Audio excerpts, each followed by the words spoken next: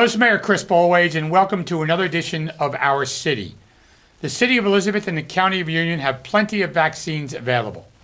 Residents can visit ucnj.org/VAX or ucnjvaccine.org, and then you can click on Union County, Peterstown Community Center, the Dunn Sports Center at Kane University, or you can just simply call 908-820-4250. We are also prepared to give out booster shots as they become approved by the FDA. Peterstown is open on Tuesdays from 1 to 7 and Thursdays from 9 a.m. to 2:30. The Samson Center is open Wednesdays 5 to 8, on Saturdays 10 a.m. to 2 p.m. The Dunn Sports Center is open Thursdays from 4 to 7, and the hours at Kane University vary, so just check the website. You do not need an appointment. Walk-ins are welcome. However, masks are required. No food, drinking, chewing gum, or smoking 30 minutes prior. A photo ID is required. Anyone under the age of 18 must be accompanied by an adult. And as always, insurance is not needed, but if you do have coverage, please bring it with you. Kids will need a copy of their birth certificate and a parent or guardian to sign a permission slip. So it's extremely important that we continue to get vaccinated. Try to follow the social distance rules when you cannot separate within 6 feet. Wear your face mask or covering. Wash your hands as frequently as possible. Personal responsibility is extremely important in this process. And if you have any questions, you can reach us on our social media sites or call our public information office at 908-820-4124.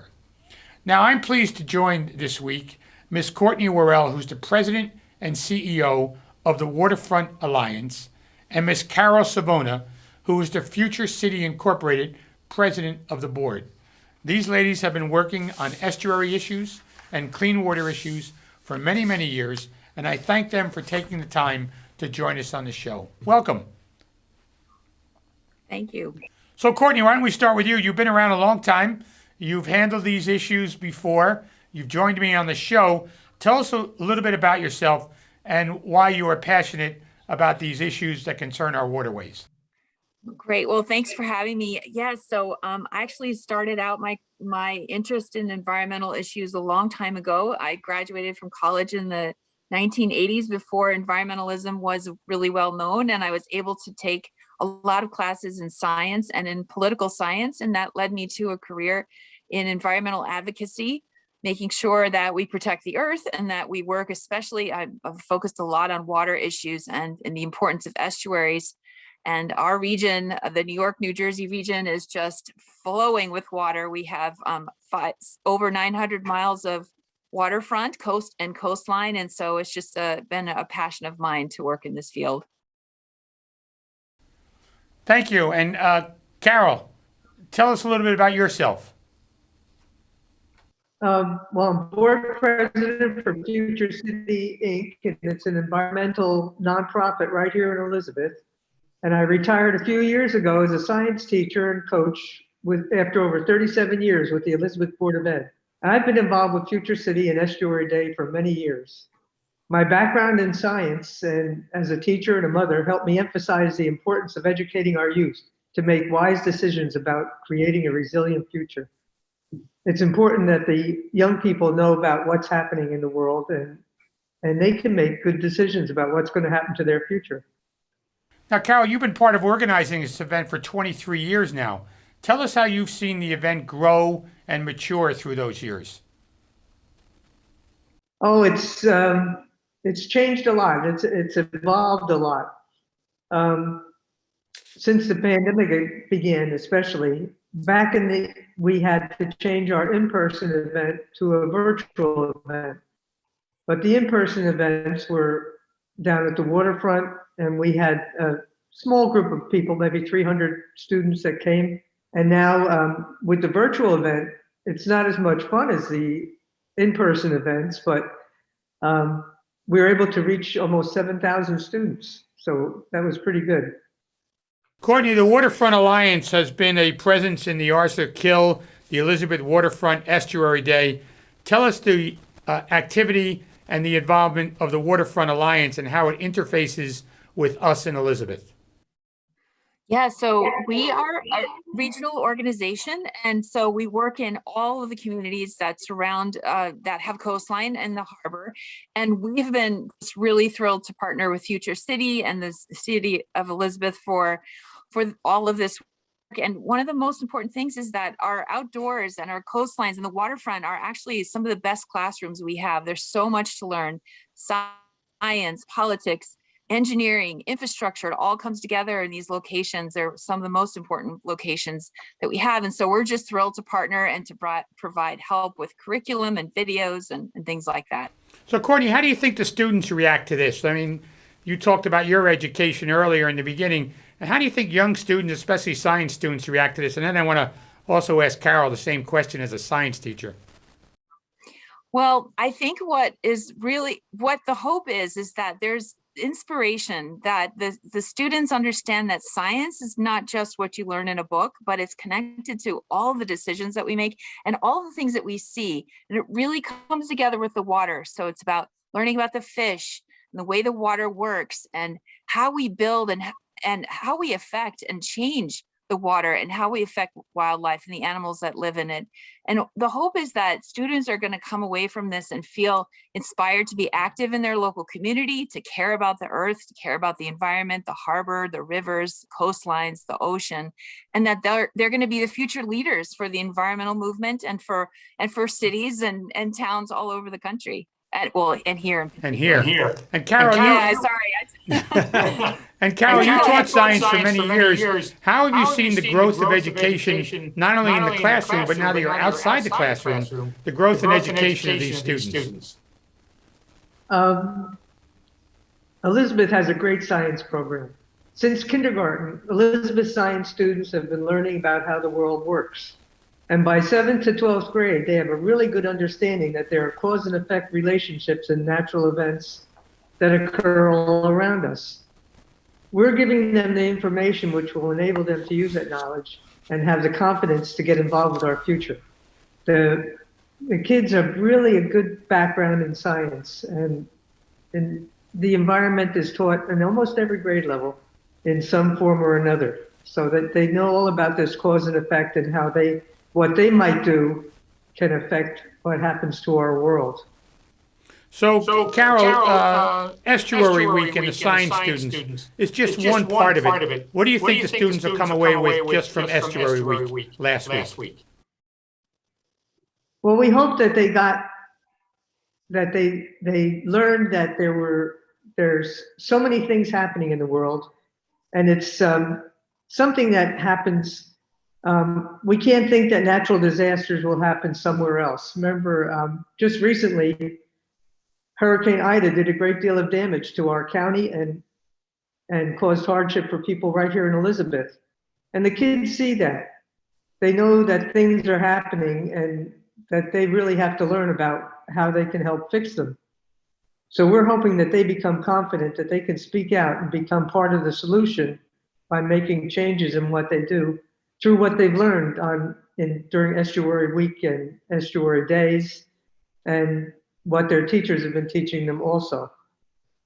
Courtney, the future, what do you think it looks like? Do you think we can find the balance and restore estuaries and clean water? I know this is a real challenging time. What are your hopes for the future? Yeah, I'm really hopeful. I think what's really important and so wonderful about Elizabeth is that there's science connected to the outside world. Our future is really dependent on people being educated in science and understanding the importance of science. The big one is climate change, which is bearing down on us. It's going to change our world, and we have to pull together science-based solutions, but also community-based solutions. And so that's the really important mix. I'm really hopeful. I think that we're going in the right direction. We have to stop. I'll just say about climate change in particular, we have to stop burning fossil fuels. That's the bottom line. That's a science-based problem, but it's also a community-based problem and a market problem and an economic problem. So I think when we can put the best minds to those problems and also inspire students to tackle those types of things and think about them as potential career options, I think that's just wonderful.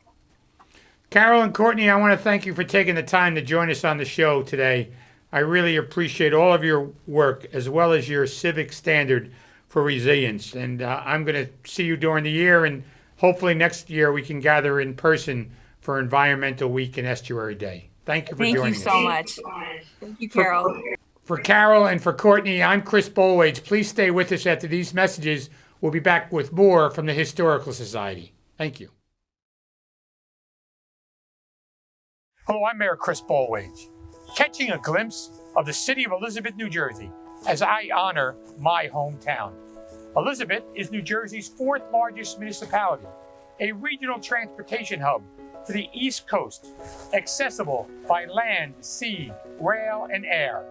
Elizabeth has a rich role in history, starting as New Jersey's first capital to having many prominent individuals go to school here. Alexander Hamilton, Don Newcomb from the Brooklyn Dodgers, Secretary of Labor James Mitchell, Admiral Bull Halsey, Jonathan Dayton, and Elias Boonut, to name a few. Alexander Hamilton called Elizabeth home, and George Washington lunched here at Boxwood Hall before heading to New York to be sworn in as our first president in 1789. The locations that played host to these noted figures and impressive events have been preserved and commemorated through the numerous memorials or historic sites in our community. The home of Princeton University started here, known as the College of New Jersey. The home of the first Colonial Assembly and Council meeting. And here, the home of our first governor of this state after the Declaration of Independence, William Livingston. Elizabeth has given us the first ice cream soda, the Singer sewing machine, the first submarine that was built for the U.S. Navy in 1897, the USS Holland 6, and the first assembly line automobile producer in the state, Durant Motors. From an ambitious and decorated past to an even more exciting future, the city of Elizabeth continues to experience remarkable revitalization and development. And thanks to our ever-growing population, our diversity is our greatest asset. The individuality of many cultures and our impressive history is what makes our city a great place to live, work, and visit. So if you haven't been here, I hope you will one day visit our great city and see all of the wonderful things that we have to offer.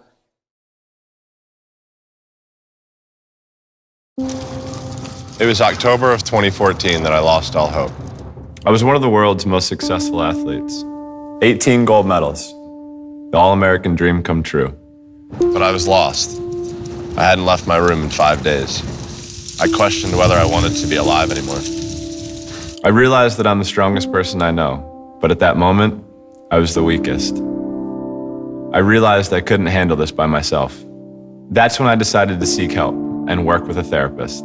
That decision saved my life. You don't have to wait for it to get that bad. Please talk to a licensed therapist as soon as you feel you need help. Brought to you by Talkspace, therapy for all.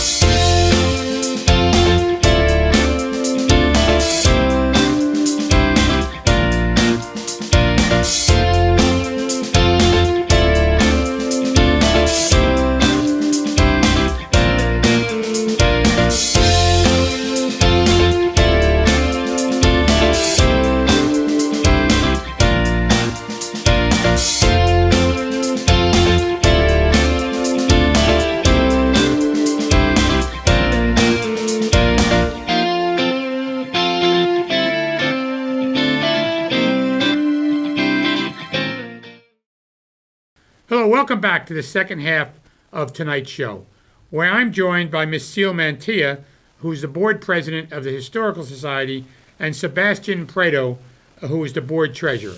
And they've both been on the show many times in the past, even when we've done live shows, they've been on it. Now they've so graciously given up their time to do a Zoom session with me. Seal and Sebastian, welcome to the show. Thank you, Mayor. We're happy to be here. Why don't we start with Seal, share with us what the Historical Society has been up to during the year of the pandemic. Oh, we've done a lot of things, Mayor. We have continued our forums in conjunction with the Board of Education, and the forums were on the pandemic and the effects that the pandemic has had on our city, educationally, economically, medically. We have done some restorations on both Bonnell House and Belcher Ogden Mansion. We have replaced the heating system at Bonnell House. We have continued to upgrade our security. We are, our memorial garden at Belcher Ogden Mansion has been trimmed and additional plants, bushes and plants were planted. And we also feed birds and squirrels. We have a feeding system for the birds, and we get beautiful birds in the backyard at Bonnell House. And we also unfortunately lost Ken Ward, who was the president of the Board of Trustees. Seal, I was going to bring that up. I was going to ask you for your personal thoughts about Ken and his commitment to the Historical Society. Oh, he's a great loss to us because he was very, very committed. And as you know, he worked for the gas company. He was an officer there. And he also was a fine historian. He was so knowledgeable about so many things. And we miss him very much. And we went to we attended his memorial service, which was very nice in Westfield. Also, we attended the city council meeting when Linda Epps, who was one of our board members, was honored for being given her honorary doctorate at Princeton University, and for all of the work that she has done, not only in the Historical Society, but in the city. And she's now a trustee at Rutgers University. So those are the things that we've been doing. We've been very, very busy. Well, Linda Epps came up in Elizabeth. She was born in, Linda Epps came up in Elizabeth. She was born in, yeah. Yes, she was. Mm-hmm. In the old days, they used to say she's a good old Elizabeth girl. Yes, that's Yeah. right. She came up here. She's a really nice person. She's a wonderful person, very nice person. So that's what we've been doing, and we've done a lot of upgrading our technology, thanks to Sebastian and one of our other trustees, Diana. They really did a great deal of work so that we could do ours virtually during the pandemic, during COVID. So without that, we would not have been able to do that. So without them, they have been wonderful. We call them our technological gurus.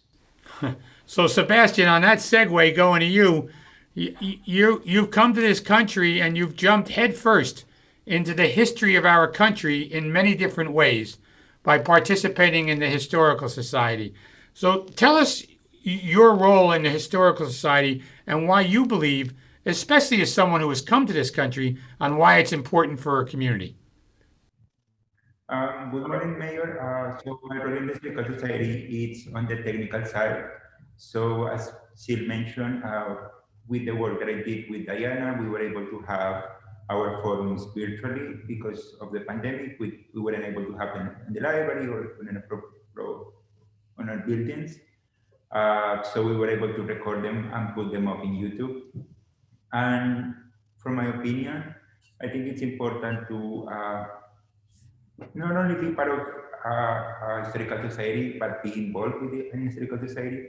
Because for me, when I moved here, I didn't know anything about the city or also the area. But throughout the years, I learned what, for example, what these buildings mean to our city, what the city means to the region, how is the city been throughout the years important to New Jersey and the tri-state area. So Sebastian, you've been working on Hispanic Heritage Month as well, and how that ties into the Four Centuries weekend. Share some of the details in the celebration of our history and how you tied it in to Hispanic Heritage Month.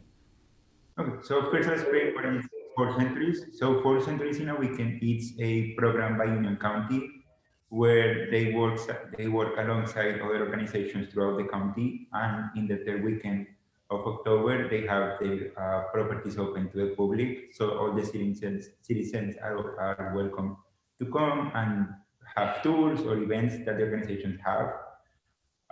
So for the past, I think 6 or 5 years, we've had our Hispanic Heritage Month in the same weekend. That way, people that are coming to those events are joining us to our Hispanic Heritage Month, because I feel like people in other areas of the county are not exposed to the Hispanic community, and this forum is a great experience for them to learn more about our community. So what we did this year, we were trying to, one, be able to host it and also keep everyone safe. So what we did is that early in September, we had our speakers come to the venture of the mansion, and they recorded their presentation, their formal discussion, and we worked on putting up on our YouTube site. So we made it public on last Saturday, October 16th, and it will be always open to the public to see it on our YouTube page. So if you're seeing this and if you're interested in watching our panel discussion, you can go to our YouTube page, Historical Society of Elizabeth, New Jersey, and watch our Hispanic Heritage Month forum. And you're also welcome to see our tours. We make virtual tours of the properties. That way, since the buildings are closed, people are welcome to see them, what is happening in these buildings. Hey, Seal, what's it like to work with somebody like Sebastian, who brings technology and combination of other events to the Historical Society? It must be a little fascinating. It is fascinating, and it's really wonderful. I can't tell you how much we appreciate him and how much they have done, Diana and him have done for us technically. We would not have been able to do half of what we've done without them. The virtual tours, they have done that in Spanish as well as in English, so that we can have people see the houses on video, even though they can't get into the houses. And we had a very nice showing this weekend of people that came, and we do it both in Spanish and in English. And it's wonderful working with them. It's wonderful to see these young people that come from another country really acclimate themselves and really throw themselves into the Historical Society and really learn, and also have been mentored by Michelle, but they're also people that give back to us in ways that we would never be able to afford. Seal, tell us again how they get on the forum. How did we have the forum? How do they get on it? How do they access it? So if they want to, where can they find it? Go to our YouTube page. We have a website that they can find it. Yeah, Sebastian. So they can go to our YouTube page to see the virtual Hispanic Heritage Month. And if they want to learn more about the history of the city, they can visit our website, Visit Historical New Jersey, to learn more about. We have a virtual museum and a timeline of the city. That way, they can learn more about the city. So I want to thank you for joining us on the show. We really appreciate it, Seal and Sebastian, for doing this about the Historical Society, and also keeping in mind the memory of Ken Ward, who was extremely active with the Historical Society. So thank you very much for joining us. You're welcome. Thank you, Mayor. Thank you for having us. So I want to thank Sebastian and Seal for joining us on the show, and Courtney and Carol for the first half. 4 people who have worked diligently in our city, whether it be on estuaries or the waterfront or the Historical Society, in helping the residents understand our community. This is Mayor Chris Bollwage, and we'll see you next week on another edition of Our City.